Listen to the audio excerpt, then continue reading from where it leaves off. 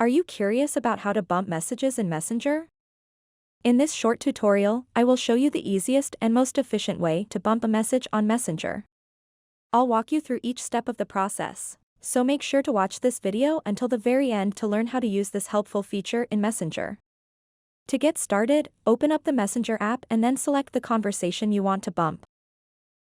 After that, tap and hold on the message that you want to bump, and then tap on More at the bottom right corner of the screen. And then simply select Bump.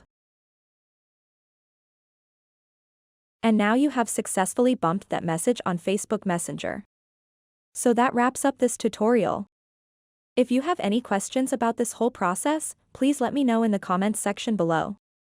And if this video helped you out, please give it a big thumbs up and subscribe to this channel for more tutorial videos like this one.